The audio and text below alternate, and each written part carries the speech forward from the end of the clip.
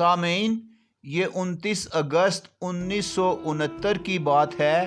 एक इसराइली हवाई जहाज़ फ़्लाइट नंबर DWA 840 इटली रोम से फ़लस्तीन के शहर तिल अबीब जा रहा था।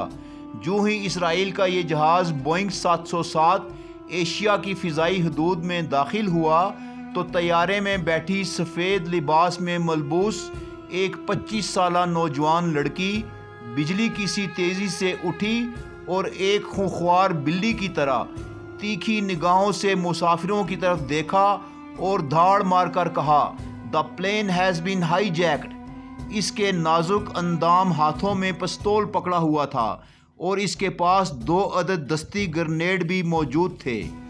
अगले ही लम्हे इसके पास बैठा एक फ़लस्तीनी नौजवान सलीम असाबी उठा और बड़ी सुरत से कॉकपिट तक पहुंचकर पायलट को अपने कब्ज़े में कर लिया।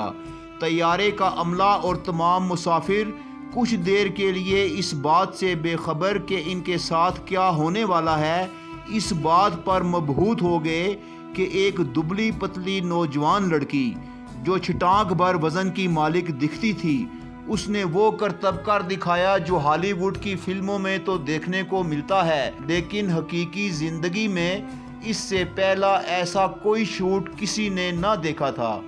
फिर चंद ही मिनटों में सब जान गए कि ये लड़की बेइंतहा ज़हीन, नहायत दलेर और आला असाब की मालिक है, क्योंकि इसको दिए गए टास्क के मुताबिक इसने फ़ौरन कंट्रोल रूम और पायलट से रब्ता करके इन्हें सूरत हाल से आगाह किया कि हम फ़लस्तीनी हैं और हम फ्रीडम फाइटर्स हैं। ये जहाज़ हम हाईजैक कर चुके हैं, अब ये उधर जाएगा जिधर हम कहेंगे। फिर इसने एक और ज़बरदस्त कारनामा सरअंजाम दिया। इसने पायलट और कंट्रोल रूम से ये मनवाया कि ये परवाज़ नंबर DWA 840 नहीं, बल्कि अब ये परवाज़ नंबर AFLP यानी अरब फ़लस्तीन लिबरेशन फ्रंट है।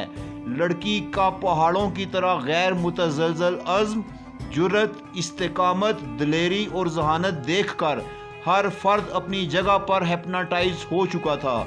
इन दोनों ने अगला काम ये किया कि फ़र्स्ट क्लास के तमाम मुसाफिरों और अमले के अरकान को तैयारे के अकब की तरफ इकॉनमी क्लास में भेज दिया। सामीन, पहले हमारी इस वीडियो को लाइक करें, दस्तक टीवी को सब्सक्राइब करें और बेल आइकन भी प्रेस करें ताकि आपको हमारी मालूमाती वीडियोस मिलती रहें। सामीन, जहाज़ का कंट्रोल हासिल कर लेने के बाद दुनिया की इस पहली खातून हाईजैकर लैला खालिद का अगला ऑर्डर ये था कि तैयारा मेरे आबाई शहर हीफा के ऊपर से गुजार कर दमिश्क शाम एयरपोर्ट पर उतारा जाए। पायलट ने हुक्म की तामील की और हीफा के ऊपर से गुजरते हुए तैयारे का रुख दमिश्क की जानिब कर दिया।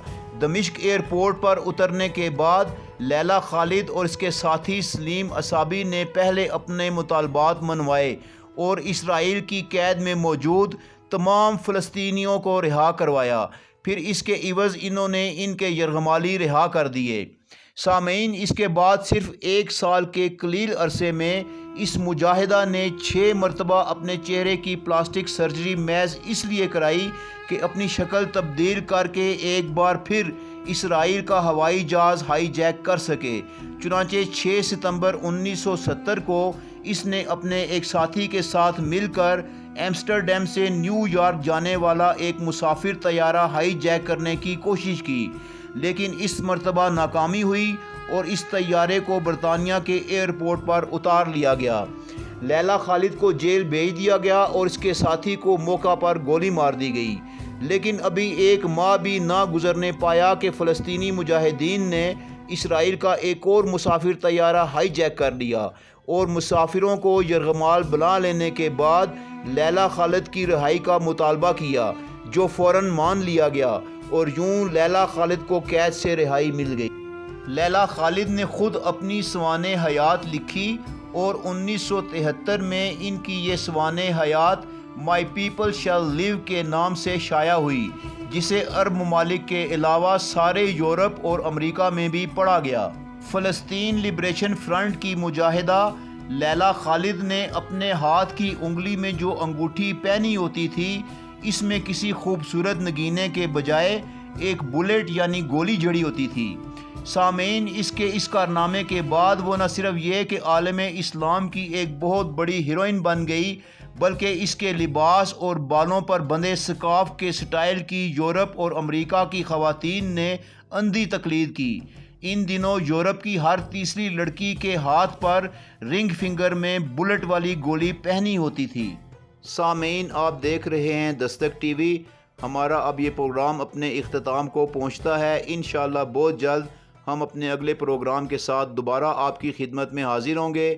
اس وقت تک کے لیے اجازت چاہیں گے۔ اللہ نگہبان۔